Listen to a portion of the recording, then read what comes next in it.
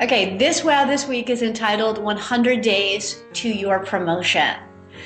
I was recently listening to an interview with an associate professor of marketing at Columbia University named Leonard Lee, and he made an interesting point about coupons that I think we can all apply to getting our next promotion.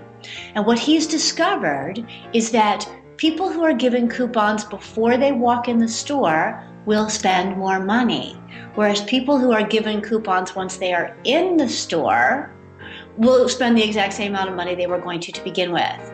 Why is that? It's because if you give them outside the store, you give them to people before they've started making their plans. And they're like, oh, okay, and they have the power to be influenced.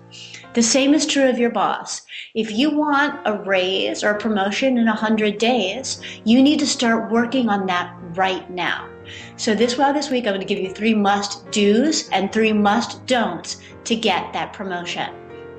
All right, your first must-do is dress the part. All right, we've all heard this. Dress for the job you want, not for the job that you have. You need to dress impeccably every day, and that includes dress down Fridays. All right, if the CEO and the other C-level executives are not dressing down on Fridays, don't do that.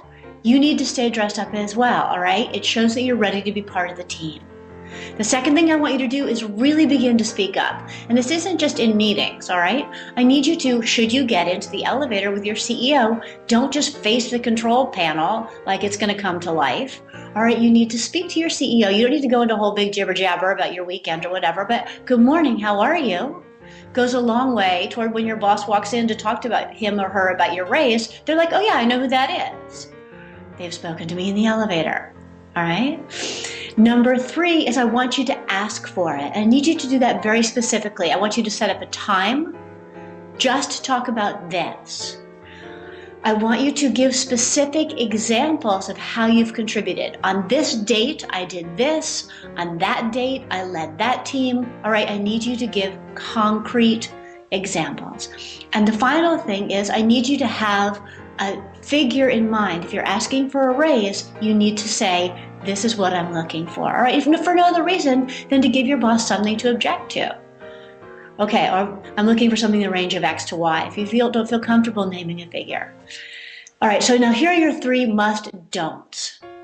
First must-don't. Don't withhold praise from your coworkers.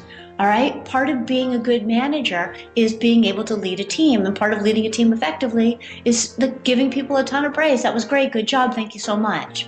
You need to start doing that to let people know again that you're ready to be even more manager material. All right, the second thing I don't want you to do is I don't want you to sulk. All right, sometimes you do your best and nobody seems to pay any attention.